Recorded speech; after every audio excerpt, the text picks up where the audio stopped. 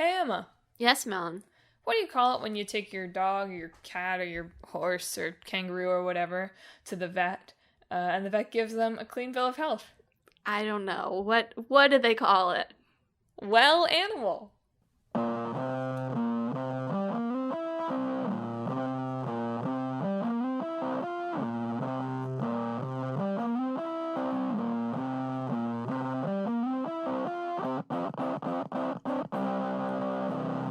Hello and welcome to Talk This. It's dangerous to podcast alone. I'm your plant host, Madelyn. I'm your zombie host, Emma. And thank you for tuning in to this week's show. This week we are talking about Plants vs. Zombies and Animal Well. You got me. You got me with the order switch up. What And order? the joke. Oh, with the joke? Yeah. Yeah. I thought I for a was like, moment I know that what's coming, and then it was a twist. Yeah. Well, I thought for a moment that you were saying that I had said the old game like second. I was like, no, I didn't. No. My brain totally short circuit. Thanks for taking time out of Jeff's lukewarm gamer summer to spend the day with us. Spend an hour with us. The hot Plants vs. Animals versus Zombies versus Wells. Gamer afternoon. It's a gamer afternoon. Unless you are anywhere west of Eastern Standard Time. There's not that much. It's Eastern Daylight Time right now, by the way. That's a pet peeve of mine. Whatever. When people just use EST. Yes, when people use EST for everything, I'm like, I just use ET. Let's not get into it. I actually don't know. I don't really know at any given time what time it is, but when it's wrong, it drives me nuts. All right. So with that little piece of Madelyn trivia, let's talk about Plants vs. Zombies. Yes. You've played Plants vs. Zombies, haven't you, listener? Probably. Plants vs. Zombies is a 2009 tower defense game. First for Windows and Mac, but now for pretty much literally everything that you could play a game on. Yeah, I was surprised it came out first on Windows and Mac because it's so... Well, it's ingrained in my mind as like a Facebook game, which it wasn't even really. No, they had a Facebook game, but it wasn't like the first Plants vs. Zombies. Right? I read a whole interview with former PopCap people where it was Edge magazine, I think, and the interviewer was like, I mentioned Facebook to anyone and they look sad. Yeah. Because basically PopCap could not figure out how to do Facebook. Yeah. PopCap, also known for Bejeweled and Peggle. Just imagine having created Bejeweled. Yeah. What do you think that's like? It sems fine. It's like having invented normal. solitaire. Yeah. Or who have we done? We should really put Minesweeper. Have we done Minesweeper? Should I put Minesweeper into the old game? I feel like we have done Minesweeper, actually. I am sort of feeling that too as I'm saying it, but I feel like it was a very long time ago. They did. I read a Kotaku Australia article from 4 years ago. They did not invent the idea of the tile switching game. They found some really cheap, bad ones and were like, we could take this and make it better. And that's how they got Bejeweled. So, great artists steal, right? Is that how the saying goes? Yeah, that's exactly how the saying goes.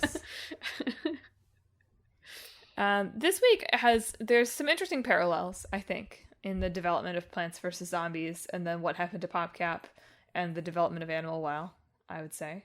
Yeah. That I wasn't aware of. I was not aware that Plants vs. Zombies was developed by mostly one guy and then a few guys. Yeah.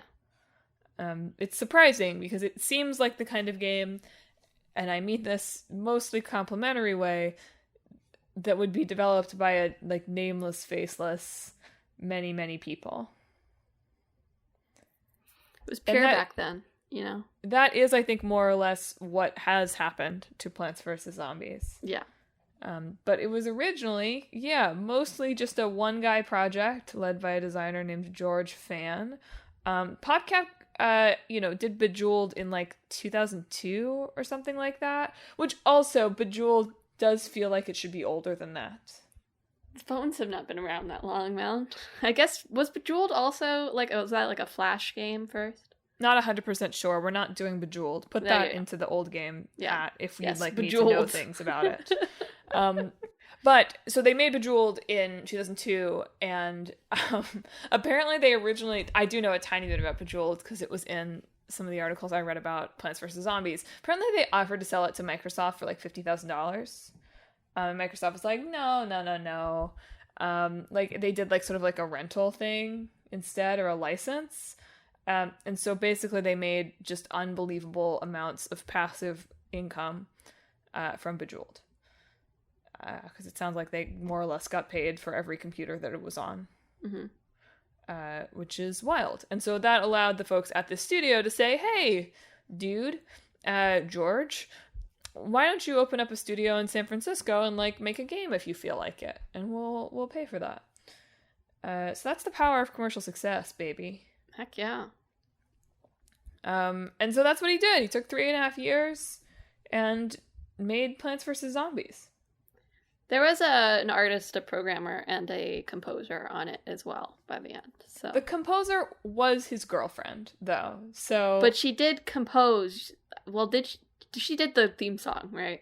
I think so. Yeah, she composed the iconic "Zombies on Your Lawn" song. So that's not to denigrate her work. It's just to note that this was a very tight-knit and small team. Who's the greater creator, is what I'm saying.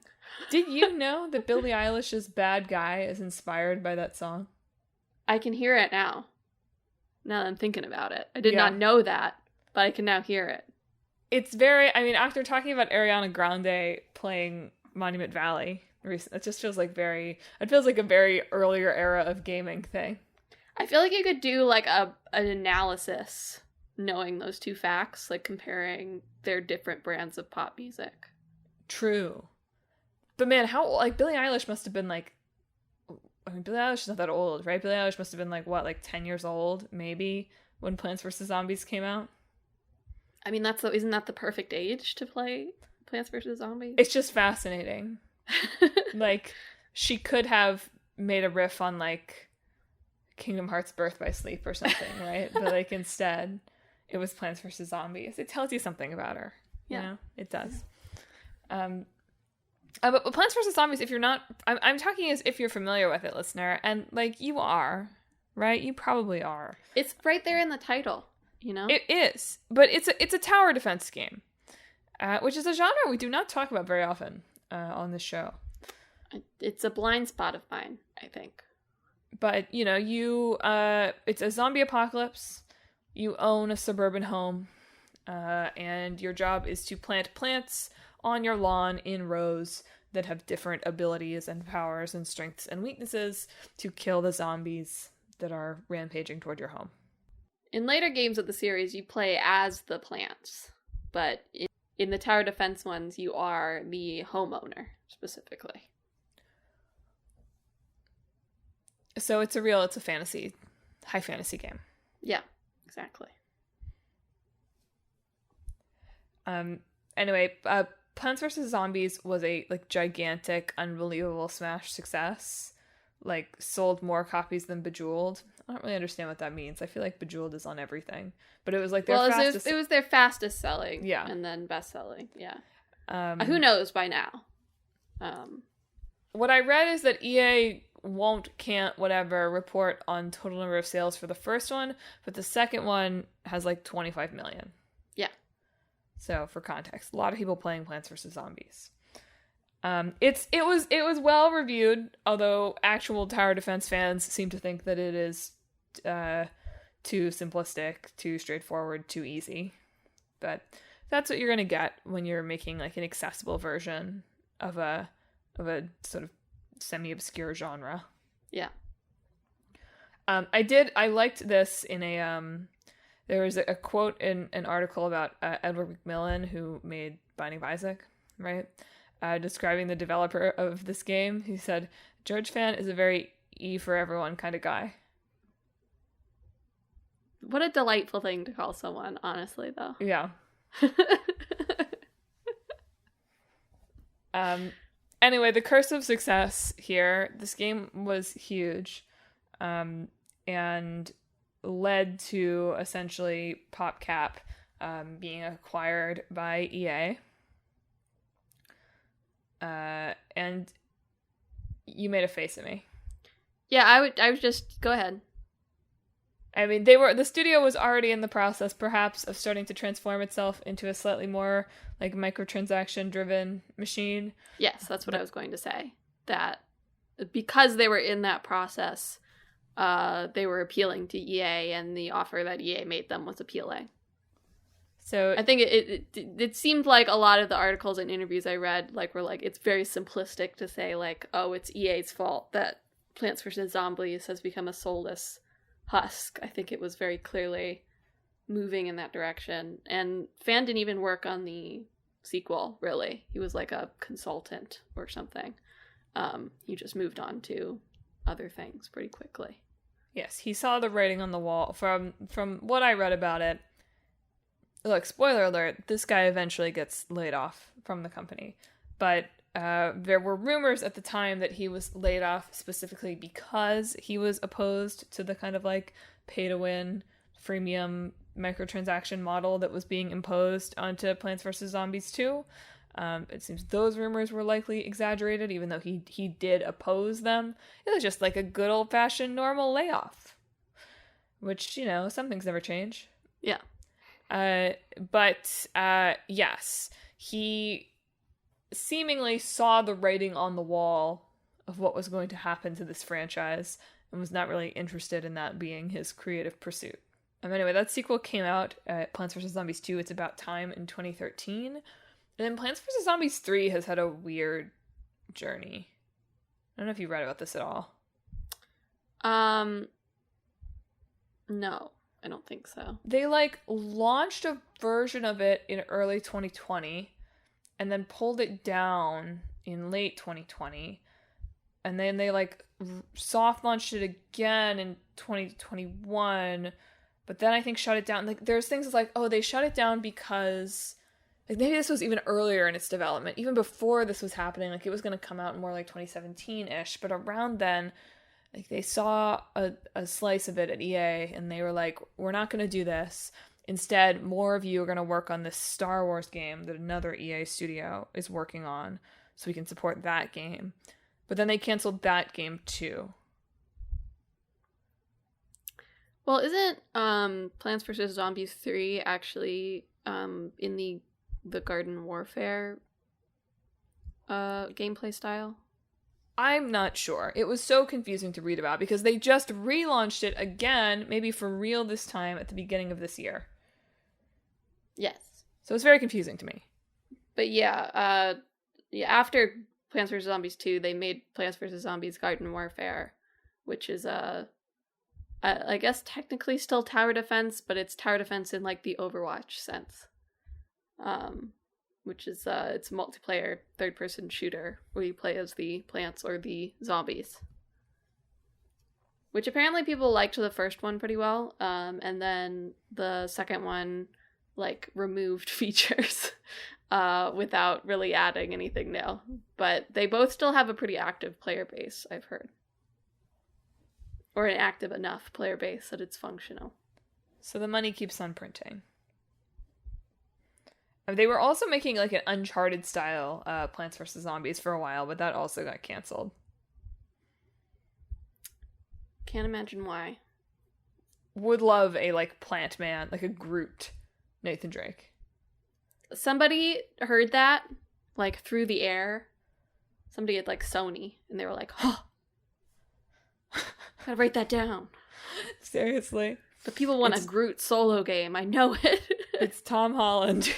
With Tom Holland as the voice for some reason. Another fun anecdote about Plants vs. Zombies is that the original working title was Weedlings. And then they were like, no, there's too many games about plants coming out right now. Which is just a hilarious sentence. So funny. Fair enough, I guess, but really funny. And then for most of development, they really wanted to call it Lawn of the Dead. A play on, the Romero, paradigmatic zombie film, Dawn of the Dead. And so they like wrote a thing to George Romero. They were like, please, please, please let us call it Lawn of the Dead. No, they didn't write it. You're right. They didn't write it, Emma. What did they do? Recorded a video speaking in zombie with subtitles on the bottom, asking them to let them use the name. And it did not work. They were inspired by Jack Black in School of Rock, asking Led Zeppelin. Apparently, they just got a form letter back, so they assumed that nobody watched it. And then, by all means, Emma, continue the story. And then, several years later, they got a contact from the Romero estate with no seeming knowledge of having ever been contacted by this team before, being like, hey, why don't we collaborate on this upcoming movie that we've got going on? Collab? And apparently they took much joy in saying, no thanks. Yeah. I don't remember who it was. I think it was in the Kotaku Australia overview where he was just like, who's the hot commodity now? Yeah.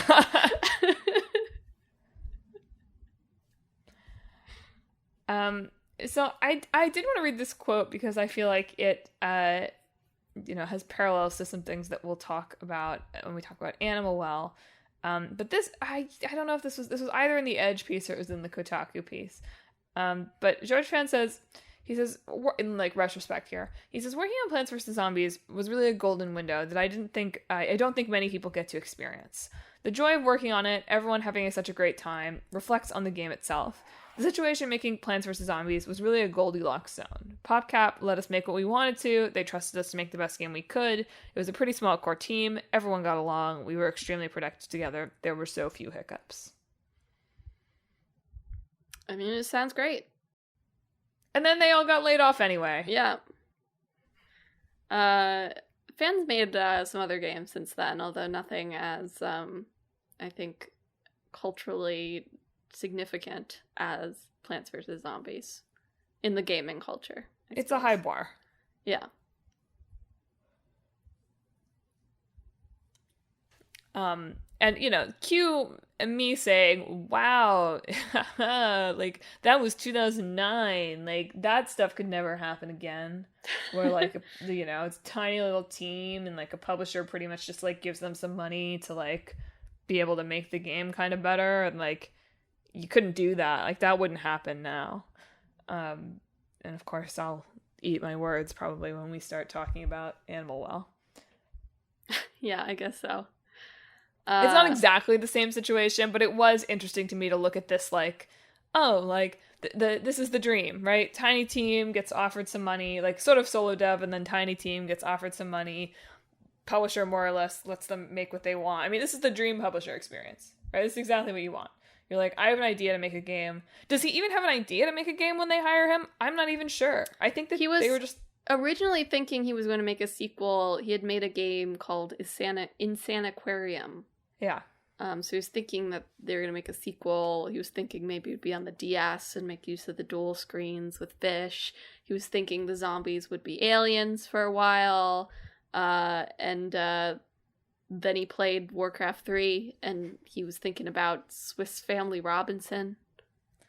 That's such an unhinged thing to say inspired your, like, zombie plant battle game. He's always been very consistent about it, though. Like, he always is like, yeah, Swiss Family Robinson. Which, you know what?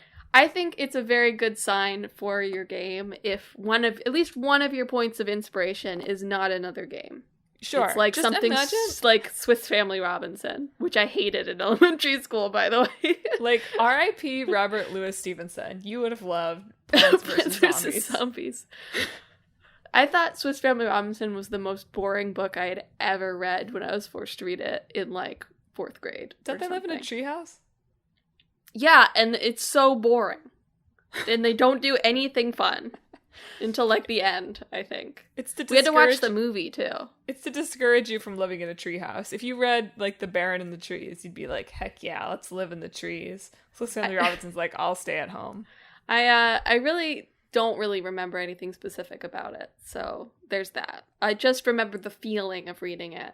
It was like hardcover, and like old hardcover. The pages were like all yellowed, the copy that I had. And it was very boring. That's what I remember. That was Emma's 10-year-old Emma's review of the Swiss Family Robinson. If you had been Billie Eilish, you could have made some music out of that experience. You're right. If only. But no, like, so this is the dream indie publisher experience, right? You have sort of a vague idea. They're like, have some money, take your time, and then it like explodes and everybody loves it. And then you get bought by EA and you get laid off. Yeah. I love the anecdote too of like it came to Windows and whatever first, but it wasn't actually on Steam first. They had it from their web store first.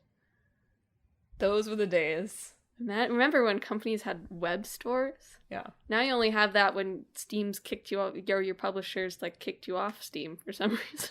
They were talking to, I can't remember if it was about Plants vs. Zombies or an earlier game. They were like, for a while we had it set up so that whenever we sold a game, like it would make a little cash register sound for us, like one of our computers. But then we started selling games so often that was like really annoying. So we turned it off. The last anecdote I really loved from, I think it was again in the Kotaku article, is Valve calling them when they released Peggle and being like, you've pushed back the release of Left 4 Dead. Because everybody in the office is still playing Peggle. I also want you all to know that there is an alternate universe where it is Plants vs. Aliens. I just said that, yeah. Did you? No, you didn't. It's didn't. going to be aliens rather than zombies at first. Right, but do you know also fish rather than plants at first. Do you know the reason why they switched from aliens to zombies? Let us know. He just drew a really good zombie. Sometimes he was that's like, all you wait need. a minute. I did like, there was a Ars Technica piece from like 2010 that has some of his sketches and like notes in it, which is always very fun to see. There's a carrot doing the rock on sign. So, and a Mr. Peanut. There is a sort of energy to Plants, like, I just feel like there's an energy to Plants vs. Zombies that it just wouldn't be the same today. I don't know, something about like this particular style of kind of like cartoony, accessible game is not made in a way that is like well made in 2024. Oh, sure. I find it quite charming that it feels very of its time without being like the edgy side of that time of its time. That's right. It like is sort of lol random a little bit, but like not in a, I guess, cringy way or whatever. Yeah. It's interesting how it manages to sort of walk that line, even looking back on it, I think. I think we had a DS version. Yeah. Of one of them, at least. I don't know which one it was. Of a Plants vs. Zombie game. Yeah, that sounds familiar to me.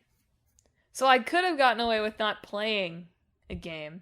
Been like, oh, I probably played some Plants vs. Zombies on the DS at some point. But I didn't, listeners. I played all asterisks of Animal Well. You could have probably gotten Plants vs. Zombies on your phone, too, if you'd really wanted to. Okay, here's the sitch. Did you look? No, I didn't look. Here's what happened. I downloaded Monument Valley to my phone. Preview. I'll tell this story again next week, probably. Filled my storage almost to the limit. Listeners, right. Do you remember that my phone will turn 8 this summer? Right. Now you do. Phone said, okay, that's fine.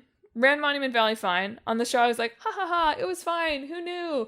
I guess this game is old. Ho ho ho ho ho. I'm playing it on the correct hardware. Then my phone started mysteriously, well plugged in, dying overnight. I took it into the Apple Store. The folks at the Apple Store said, oh my god, is that an iPhone SE? That's the best phone ever. I'm not kidding. One of them said that to me. Emma thinks I'm saying this as like an ironic joke. But that's not. You told us. That's what the Apple Genius Man said to me. And the text said, it could just be that the battery is like dying beyond repair. Or your storage is really full. And like weird things happen when your storage is really full. And lo and behold, once I finished Monument Valley and deleted it, a few days later, my phone has started running, just badly. Instead of catastrophically badly. I can say that's true too from removing near reincarnation, which for the last 3 weeks was at the limit of what my phone could take. Like a brand new phone, right? Like a brand new phone. My phone doesn't need life support yet, just to, like, as a standard state. But it was, like, turning off weirdly and getting freezy for a while. See, now you know what it's like to be me. Yeah. Anyway, speaking of, I don't know, turning off weirdly and getting freezy, that's probably how you solve at least one of the puzzles, right? Probably. Animal Well. So, having played it, dog or cat? It's a cat for sure. He's meant it to be a dog. So that's incorrect. He seems happy that everybody interprets it as a cat, but apparently was indeed the ghost creature that chases you in Animal Well was supposed to be dog.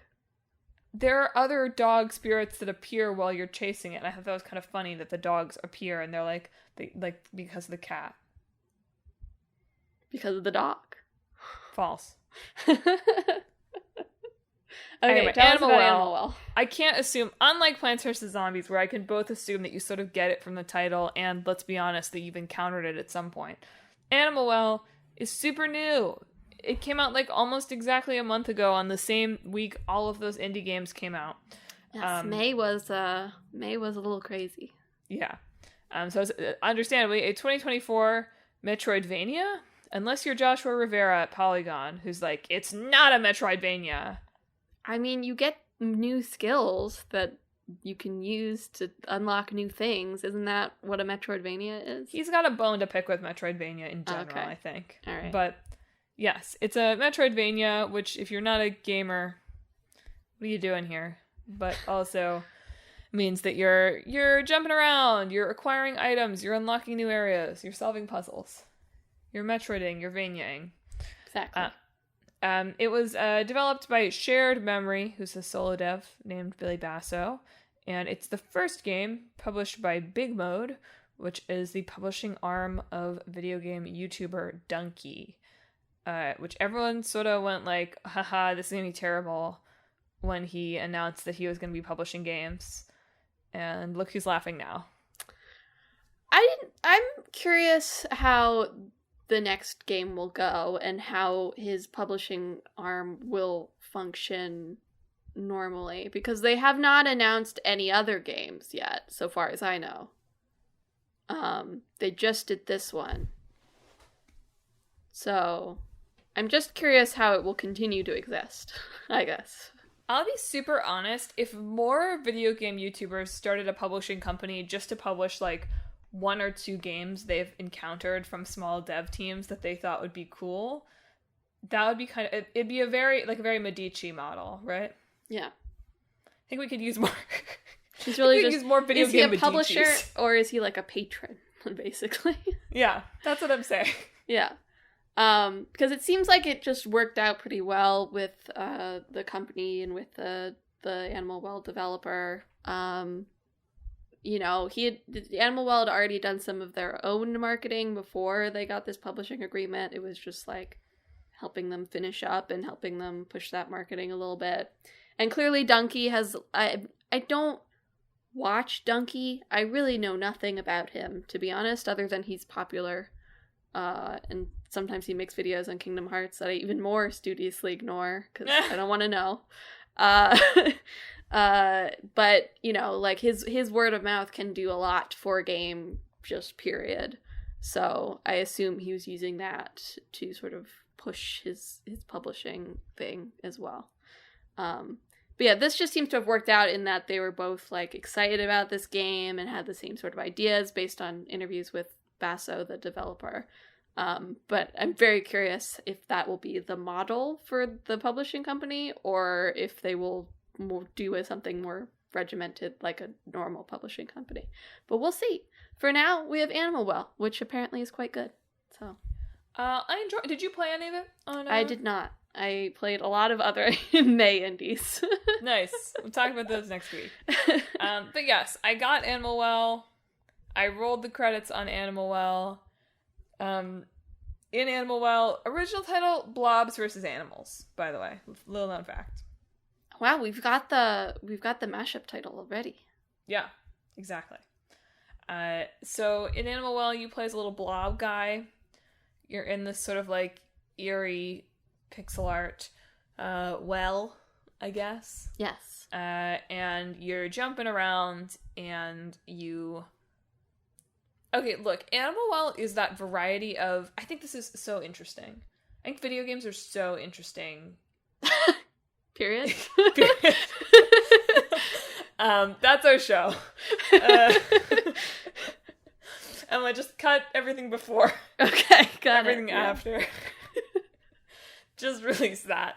But, so, like, I feel like even in movie reviews or book reviews or whatever, there are certainly things that they're like, oh, I don't want to spoil, right? Like, I don't want to spoil. Right. But I feel like there is a particular genre of video game where the review is like, to tell you anything about this would be to smash the Swiss watch.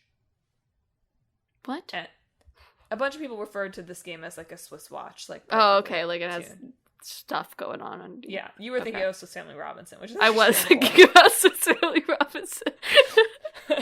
Do they wear watches? I don't know. But yeah, I mean, much like recently Tunic before it, but I feel like a game like this comes out about every 6 months or so now, where the reviews are like, this is an unbelievable experience, and to know anything about it, for me to tell you anything about it, is borderline sacrilegious.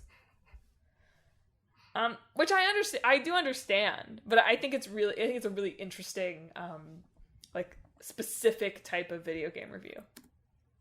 Yeah. Well, there's the the classic Quantic Foundry, like gamer types, right? Have you ever taken that survey? No. You discovered what gamer type are you? You should do that. Maybe I'll do a blog. But like one of like their key points, I think, is like discovery, like explorer, right? Which I do think that sort of motivation is a unique one for games versus other media. Not that you don't want to like discover things through reading or watching movies or whatever, but the actual action of like exploring, right? Like House of Leaves. That's what I was literally what I was about to say, which is really embarrassing. It's not embarrassing. Click My Boyfriend. It's okay that it's your favorite book. I really liked it. It's a really great book. But I do want to go and read reviews of House of Leaves and see if anyone was like, to tell you about this book would be to ruin it. Because I do think there is a section of games where it is like the exploring, right? Of the discovery. So to say much about it, you're starting to give like a map, right? As opposed to the player being able to form their own map, which might be like the joy of this game. So I do see the point there. I do too. I just think it's really interesting because I feel like if you match, like they would just be so similar, this review. If I were going to be like, oh, game reviewers, what do they even do? I'd be like, they copy paste this, like, I can't tell you anything about the game review every 6 months or so as a mass conspiracy. But I do also want to say that this game in particular. So let me talk about this a little bit and then circle back to this. So in Animal Well, like, light spoilers if you don't want any single tiny little thing about the game spoiled. But if you do, I don't really know why you're still listening at this point. We do talk about the game on the show. You're a little blob guy. You're doing a lot of puzzle platforming to like varying degrees of eventually obscene complexity. And your goal, admittedly, is to collect some items. It actually took me an embarrassingly long time to pick up on the fact that there are some like key items. And I don't mean key items like the tools that you use. That there are things that you need to pick up that are not the eggs. Right. Took me a long time to pick up on that. Okay. So I don't know if that's something I should be embarrassed. I was still enjoying the game before that. But you're picking up some items and eventually reaching the end. So there are apparently 3 tiers to Animal Well's puzzles. there is tier 1, wherein you find this initial round of a small group of key items, and you sort of beat a final boss. There's no combat in Animal Realm, which sets it apart from some Metroidvanias, just a lot of kind of like puzzling and puzzle solving. Yeah, and running away a little bit, right? Yes. So the cat thing that apparently was supposed to be a dog that Emma references, actually was I would say, like, in some ways my high point of my experience of the game was that. Because that was, after that point, I reached the, like, only part where I had to look up what I had to do to get somewhere next. I see. But basically you have something chasing you, and you get to feel like I got to feel like a speedrunner. At least I was like, let me perfect my route, figure out where I'm going, execute it perfectly, and then manage to get where I need to go to end this chase sequence. So that was awesome, although it was one of those games moments where I'm like, oh, it's 1:15. But I did it.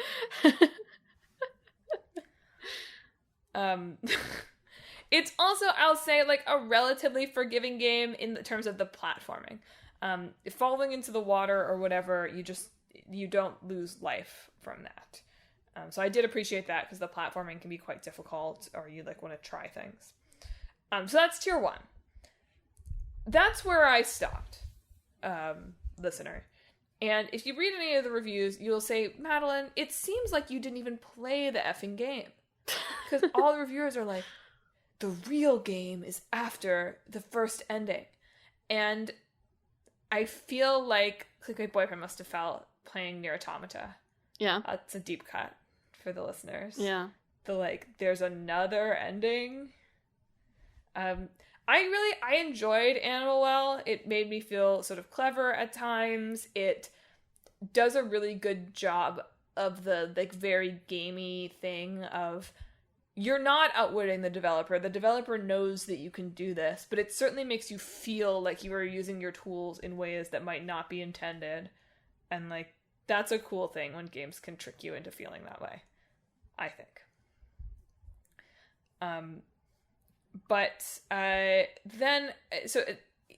After you finish that first ending, there's then a series of, I feel like this is pretty easy, of 64 other collectibles that you need to collect to get to kind of the second ending.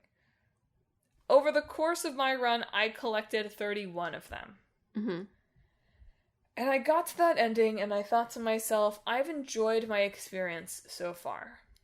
Probably 7 or 8 hours, I would bet. Something like that.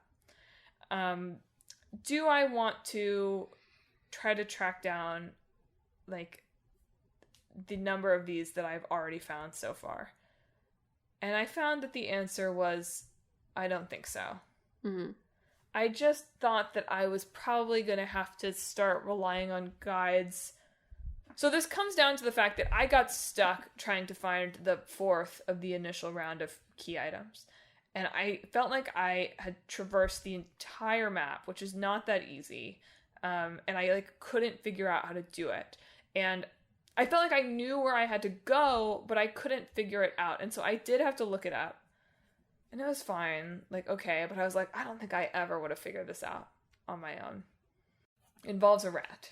Fortunately, like, The Verge, not the one that Ash, whose last name I don't remember, wrote, where she was like, I only started to love it at the very end. But there was another Verge reviewer who was like, at one point I got frustrated and started tossing my yo-yo around wildly, only to discover a very notable effect. And I was like, you get it, dude. That's where I got stuck too. So it's not just me. I'm not stupid. Good. Do you think you would have enjoyed it more if you were playing with Click Boyfriend, for example? It's like you're reading from my notes sheet. I'm just thinking about your Tunic experience, for example. Yes, so medium-term listeners will remember that Click Boyfriend and I got very into Tunic, which is another game that I'm not allowed to talk about, or I'll ruin your experience. But suffice it to say, it has a lot of puzzles. I did read from at least one reviewer about them, like, having, like, a paper thing where they were writing things down, and Animal Well does have a map that you can eventually unlock the ability not just to do stickers on, but to literally write on. So that's cool. I think it is possible that had Clickbait Boyfriend and I gotten very into this, we might have gone for the second route, or the second ending. I think that's possible. I do think that there are a lot of ways in which Tunic is a little bit more our stuff than this. But I think it's possible. I do think it's possible. I think if the two of us had been playing together and gotten that kind of like feeding into each other energy of the mystery at all, like maybe. I'll grant that. And we'll see. If he may decide to play it when he's here with the heady rush of having a video game console again. So we'll see. But I cannot imagine that we would have gone for ending 3. Which again, I will not spoil, but one puzzle involves having 50 people, functionally, to solve a jigsaw puzzle. And that's like a dope thing. Like, good for you. The, like, weird theater art loving person in me is like, that's cool. Yeah. The, like, person who plays games in me is like, no. No. But this brings me back to something else I want to say about game reviewers, perhaps. Sure.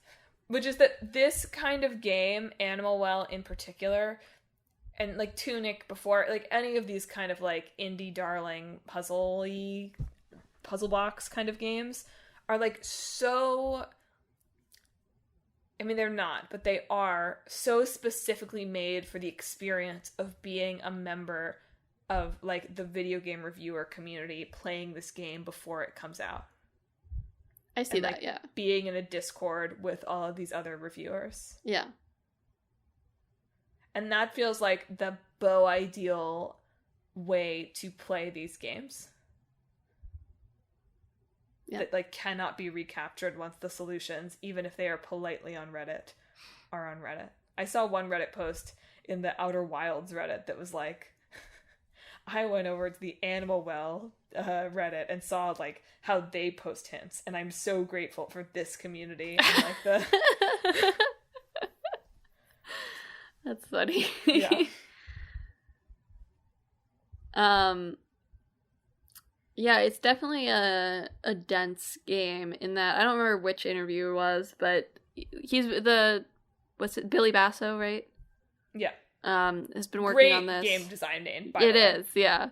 Has been working on this for like 5 years, part-time for about like 3 or 4 of those, apparently, while he was also working at like NetherRealm and other game design positions, I believe. Which, like, hearing him describe like his routine, just like, imagine being this guy, you know? How productive. He's like, yeah, every morning, you know, I'd make my coffee and work on it for 1 or 2 hours before work. And then on the weekends, you know, I would sit down and do work. And I would force myself every couple of weeks to go get dinner with a friend. And it's like, what a regimented mind. I'm very jealous.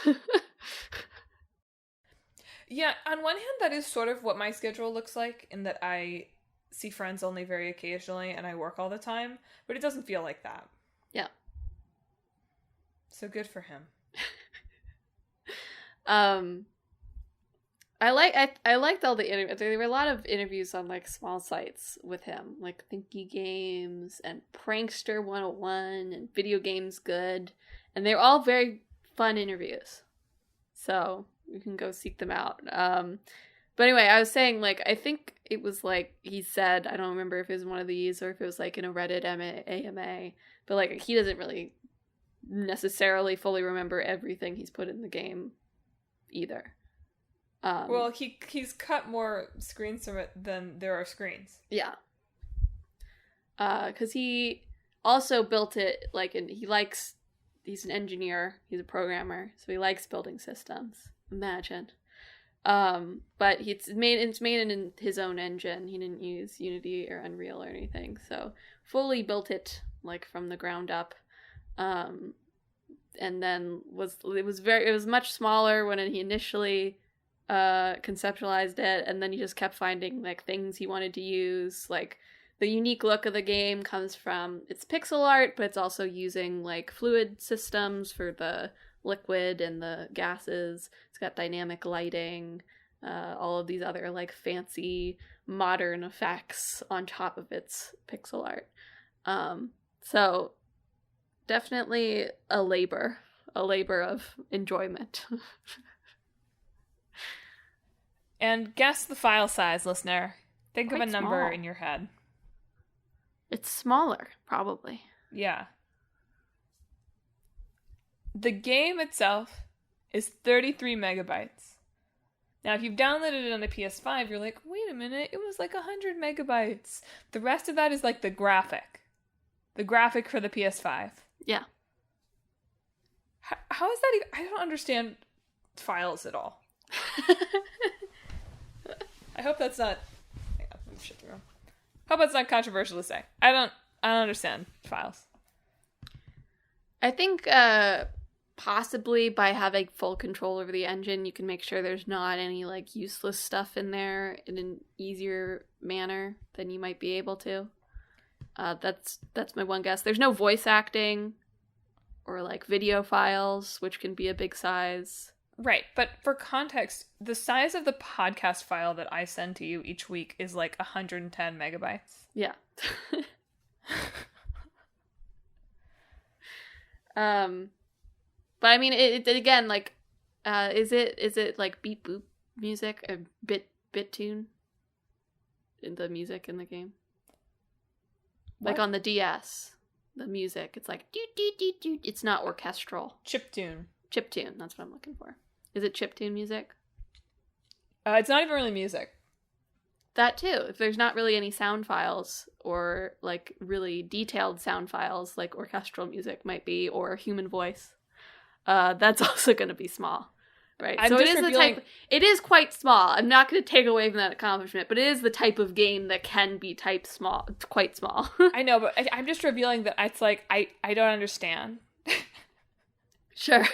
I don't understand. I feel like I'm super dumbing it down, but like the more complicated the information, the bigger the file size. I know, how's that but for you? Sound doesn't feel like it should be that complicated. Anyway, here I am to eat my words because this is I researched this one first because I had played it and then I went back to Plants vs. Zombies and I wrote to myself imagine me saying my usual line, you can't make, like, a game just couldn't be made like this anymore. Animal Well feels like the kind of game that, I mean, in some ways it doesn't. Like, the style of the game itself is not very, like, 2009. But in some ways, it feels like the kind of, like, oh, this came out in 2009 and the little indie boom.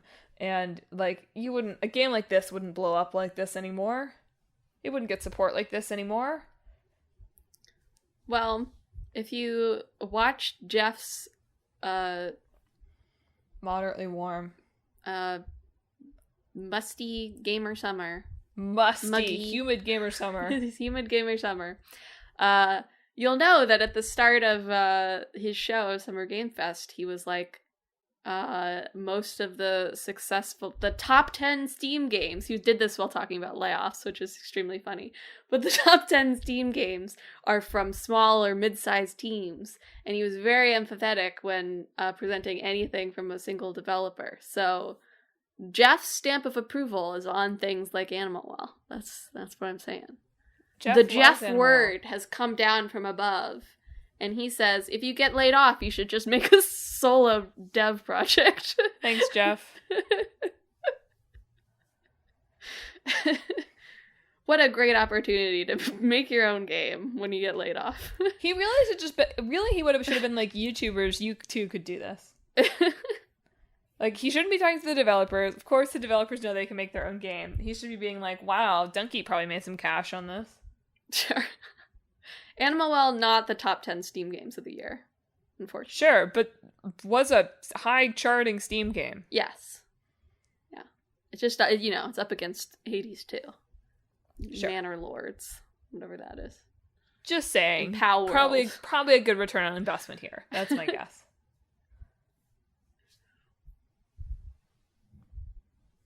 So, generally, I would recommend Animal Well. I enjoyed it. Yeah, I do suspect, though, it's a game where if you can have someone with you on the couch, or, to quote Polygon's Fresh Tick, if you can find a friend or two and make a blood oath to solve as much of Animal Well as possible only among yourselves without getting help online. Or health online. That's probably the ideal way to play it. I do get health sometimes when I look up a guide. I do. That is what happened to me when I discovered, I was like, oh, you've got to be kidding me. When I discovered the thing that was, I can't emphasize enough that I had gone everywhere. You hadn't yo-yoed enough. I had yo-yoed pretty near it, too. Anyway. So if you can find, especially if you can find someone to kind of like play it with you, I think these sorts of Swiss Family Robinson Watch kinds of games do reward that. Because at least you can talk about something while you're like jumping around, being like, where the heck do I go next? Yeah. Shall we mash? Well, I've got to be plants, there've got to be animals. There's like some dead things in Animal Well, so there's kind of zombies happening too. Yeah. We talked about the cat dog ghost. So. Yeah. I think that there's something, again, tower defense is like a genre of game I do not know anything about.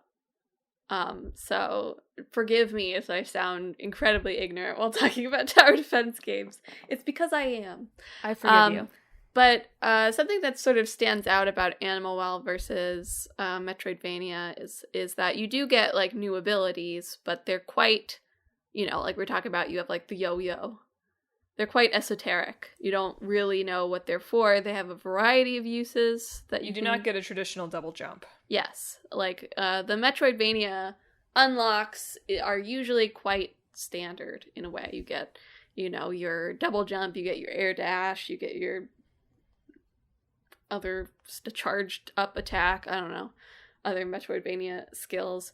And in this one, you get, like, various tools that like fireworks that can be used in various situations, and the yo-yo and other sorts of things. So I think there's potential in like a tower defense game where you get like new like things you can put down, but you aren't really like, it's not really explained what they do.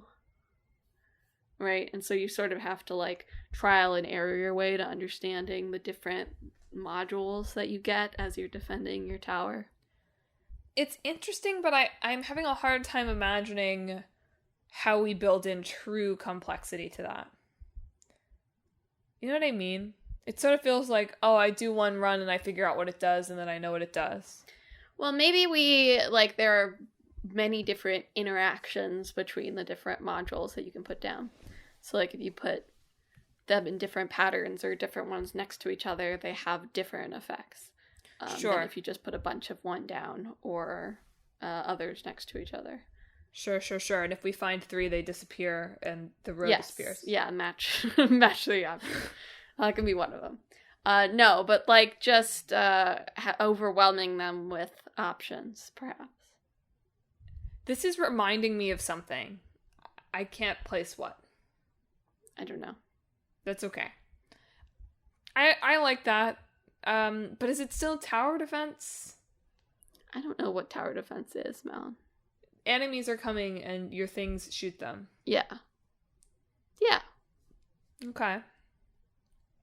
I could see the tower defense bros appreciating this, right? There's some complexity to it. I don't know how you would train people not to like immediately look up like best combos online. But I mean, in this day and age, you just kind of have to accept that. I know, but I want this. I wish I could develop this game such that the reviewers were still sort of like, to reveal any of the combos is to ruin it. Maybe there could be some element of like randomness to it, like weather conditions change things. I don't know. We just really push hard with the variables, I think, is what we do. I like that. I mean, and they're animals and wells. Great. I think there's something to this, especially if you get a time machine and make it in like 2011. Okay. I can work on that. Okay. I mean, sort of like mystery, puzzly, Metroidvania with plants and or zombies is pretty easy too. The Groot Metroidvania. I'm telling you, Groot Metroidvania could be something. I'm gonna change the genre name. Metroid Grootania. Grootroidvania. Grootroid, that's better. Yeah. Grootroidvania. That's good. Be so genre defining. Now is not really the time for zombies. Or maybe it is time again. Do you think the rise of zombies is ready to... do we think zombies are ready to rise again by the time we finish making this game? So like in 5 years or something? You're right. Man. When do you think they're going to do The Last of Us 3? Well, in the interview that they pulled from Neil... It sounded like they're working from Neil. High quotes. Did he say a single word of that interview? Pulled, comma, from Neil. The interview that they pulled, comma, quotation marks, from, and quotation marks, Neil. Nice. It doesn't sound... The game he described doesn't really sound like they're working on The Last of Us Part 3, but maybe something else, so... Didn't he say at some point they were doing 3, though? I don't know. I thought in the past year they're working on the online game. I thought he said in the last year, like, we're probably doing it. I don't know. But, I don't know. That TV show, as I've talked about many a time with you, both on and off the podcast, seemed embarrassed of zombies. Yeah. So that probably tells us something about where we are. I think it all depends on if, Like a Dragon, Yakuza is successful enough to adapt Yakuza Dead Souls.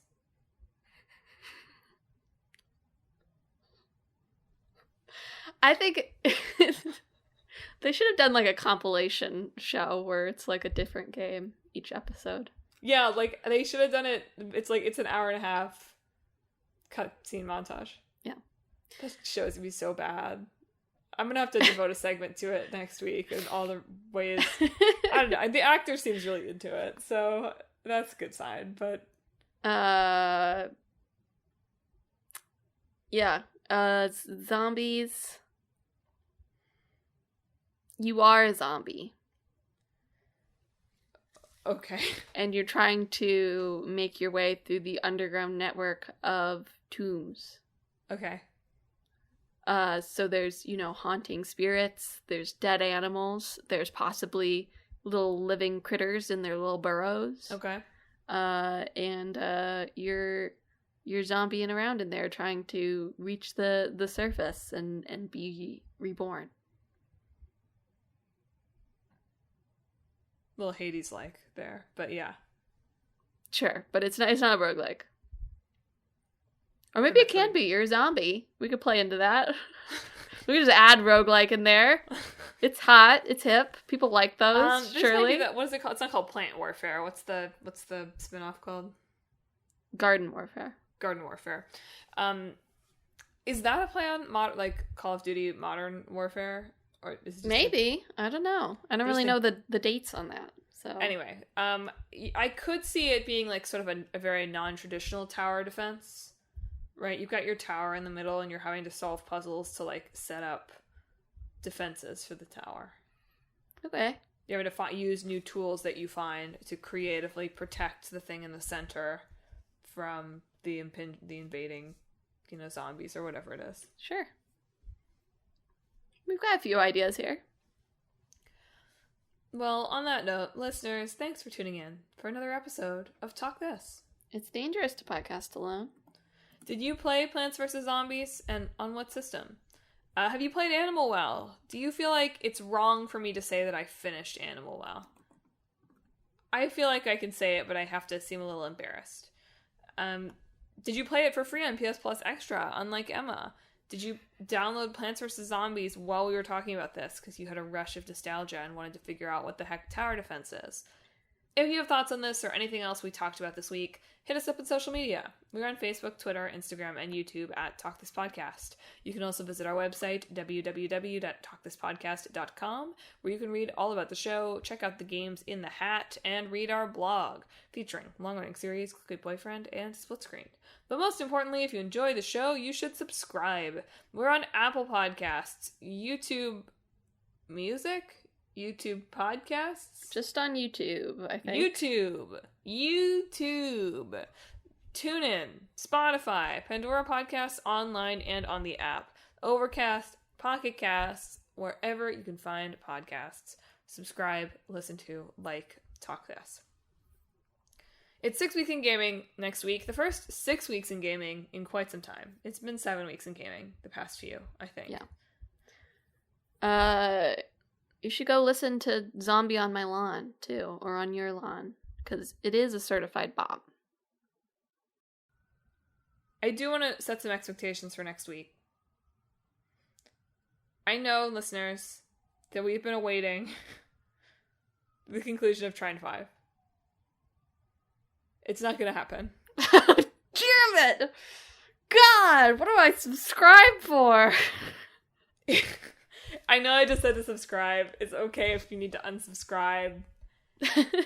It's just, to make it happen, I would need to he would be falling asleep between jumps again.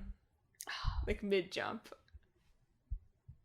So I'm really sorry. What is Clickbait Boyfriend even good for? I don't even know. If it's not playing Trine 5. Here's the problem. He's almost caught up on the podcast, so he'll listen to this soon. I won't usually have the buffer of 8 months later he listens to it, and I'm like, oh, did I even say that? Oh, Emma's using AI. But Emma, what are we talking about in 2 weeks? In 2 weeks, we are talking about Child of Light for our old game. It's old. It's an old game. We're really hitting that era of games now, aren't we? Huh? Yeah. And Indica for our new game. That sounds familiar, but I don't know what it's about. Look forward to it. I do. Well, that's our show. Listeners, thanks for being listeners. Emma, send us off into another great week. This week, I hope that your dog, cat, chases you in a friendly manner.